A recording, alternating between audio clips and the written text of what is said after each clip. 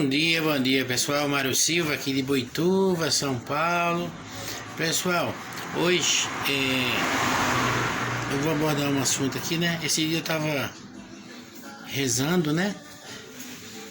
Eu tava rezando e eu costumo pegar a Bíblia assim, eu fico na cozinha, uma vez de manhã e à noite, né?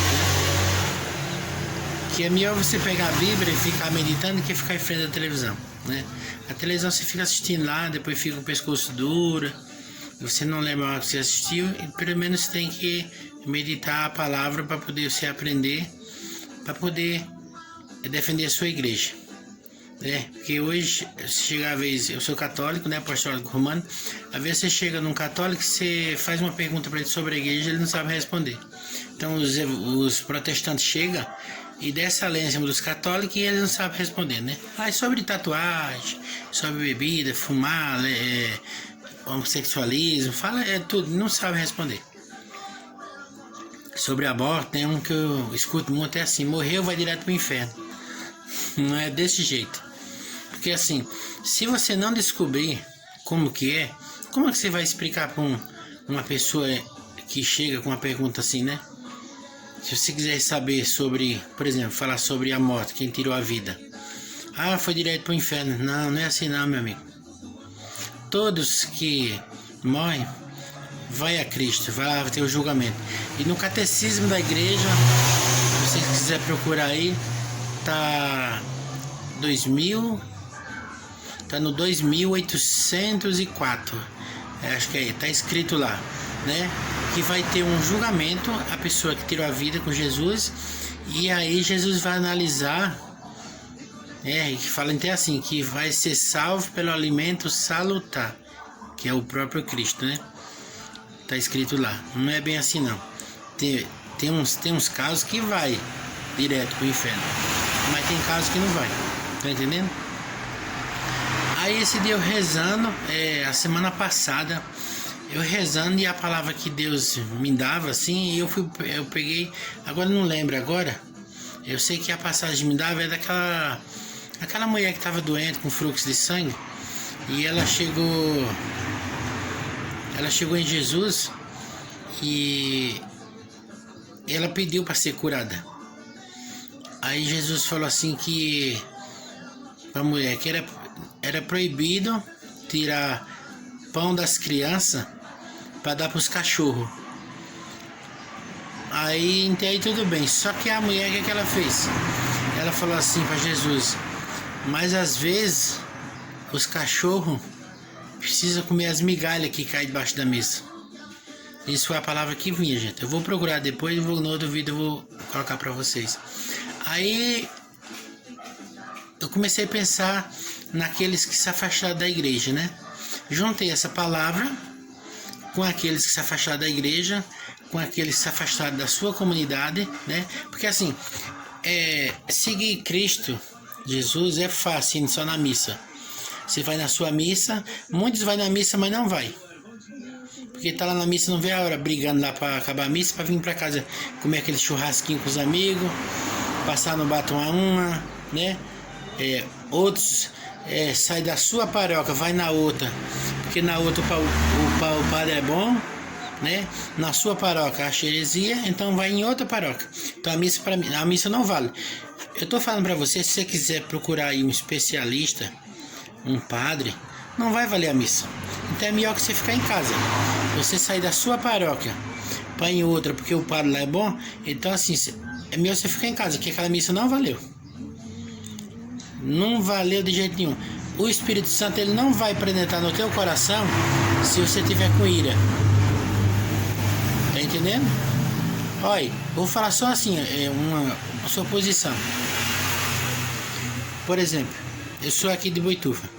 Aí eu pego o padre mais simples de Boituva e junto com, por exemplo, com o padre Paulo Ricardo, que é um padre assim muito sábio, um teólogo, né? Aquele é o cara mesmo, Paulo Ricardo. Tem padre Antônio Maria também, né? Que é outro padre que eu gosto muito também. Se juntar os dois padres, eles vão ser a mesma coisa, porque a ordem que um tem, a ordem que é dada para um, é para o outro. Tá entendendo? E a ordem, se a ordem for, por exemplo, se um daqueles for desistir do seu sacerdócio, ele vai ser padre pro resto da vida. Então a ordem de um é a mesma do outro. Então não adianta você ir na igreja tal, porque o padre é bom, em minha igreja o padre é fraquinho. Cada seu padre tem sua unção que Deus deu para ele, né? Por exemplo, tem um padre lá que você vai na missa e você vem... Ah, mas aquele padre fala bem demais. O outro fala baixinho. Ah, aquele lá fala muito baixinho, não sei o que. Gente, eu amo todos eles. Olha, é muito lindo. Eu rezo toda noite por eles, porque é muito lindo, né? Se eu fosse solteiro hoje, o meu sonho mesmo, eu sou casada, fazia 40 anos. O meu sonho é ser um diácono, tá? Porque quando eu ia levar a comunhão para os enfermos, eu chegava nas casas e eu chorava. Porque assim... sou analfabeto, não estudei em escola, aprendi na Bíblia, mas eu tive a graça de carregar o próprio Jesus no meu peito. Colocava Jesus Eucarístico no receptáculo, né? Colocava num saquinho, colocava no meu peito e ia nas casas levar os enfermos, né? Visitar aquele que está doente, visitar aquele que está preso, aquele que está com fome, aquele que está nu. E eu chorava, por quê? Porque Deus me deu dom, eu não tenho estudo, Pedro não tinha estudo, tá? Pedro, a maioria dos apóstolos era tudo analfabeto. O que tinha mais estudo lá era Mateus Mateus, que era cobrador de impostos. Os outros era quase tudo analfabeto. Tá entendendo? E Deus confiou a sucessão a Pedro. Por quê? Porque Pedro Jesus conhecia o coração de Pedro. Tá entendendo? Aí eu fiquei olhando essa passagem, juntei essa passagem que os cachorros comem as migalhas que caem debaixo da mesa. Aquela mulher se redimiu quando ela falou aquilo para Jesus. Falou assim, tem hora que até os cachorros têm que comer as migalhas debaixo da mesa. Ela se redimiu. E Jesus foi e curou aquela mulher. E eu juntei essa passagem com aqueles que fugiram da igreja, aqueles que fugiram das comunidades, né? Igual eu falei, aí é fácil seguir Jesus saindo na missa. Muitas vezes a missa não vale para ele não vale porque ele já foi com ira na igreja, tá? E eu falei esse dia aqui em casa, eu falei que todos aqueles que serviram na igreja, aqueles que... Ó, gente, eu vou falar um negócio para vocês. Deus nos usa... Jesus jamais falou... Eu quero ver você achar na Bíblia um lugar que Jesus fala assim, eu te curei. Não, Jesus não falou. Ele proibia as pessoas de falar que ele curou. Então Jesus, o que é que ele faz? Jesus usa nós, um jumento, né? Porque eu sou apenas um jumento. Eu sou um jumento nordestino ainda, daqueles que empacam, tá? Eu tô na igreja, não é porque eu sou bom. Eu tô na igreja porque eu sei quem sou eu. Se eu não estiver na igreja, eu vou fugir. Então Jesus fala assim, nunca falou que te curei. Ele fala assim, tua fé te curou. Então quando um irmão chama eu para rezar por ele, orar, vocês entendem aí? Aquele irmão, ele tá com a confiança em Deus. Não é no Mara, não é no fulano, não é no ciclano. Ele tá com confiança em Deus. Porque assim, através de Deus, Pai, Filho e Espírito Santo, que eu sou um condutor da oração, vai curar aquela pessoa. Tá entendendo? Você entendeu, né? Então assim...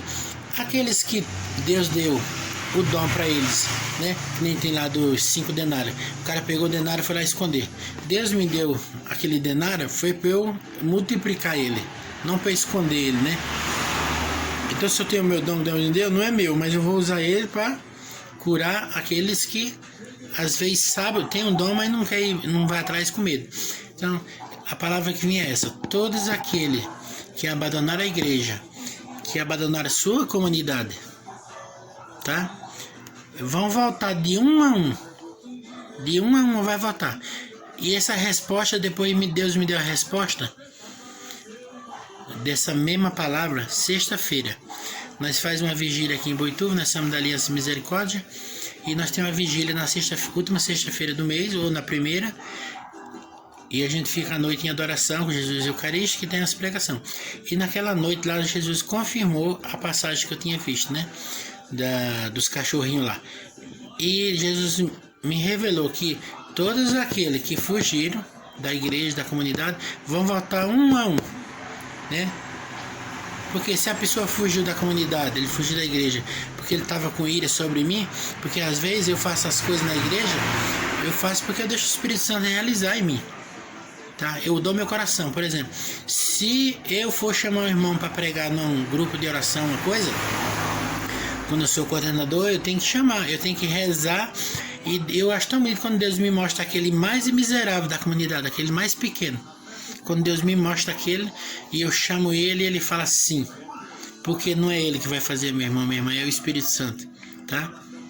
Agora seria muito fácil eu chamar um cara que tem faculdade, um cara que sabe filosofar, sabe? O cara que é professor, vai lá, ele fala com a beleza, mas não fala com unção. Não fala porque assim, ele tá falando por si próprio. Porque todos que eram assim, que era o bambambam, que falava, que pregava pelos cotovelos, hoje estão tudo afastado.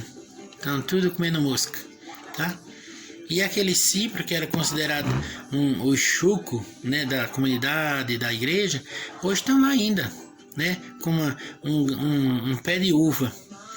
Ele dá bons frutos, depois ele seca e dorme, depois ele volta de novo. Tá entendendo? É assim que acontece com a videira.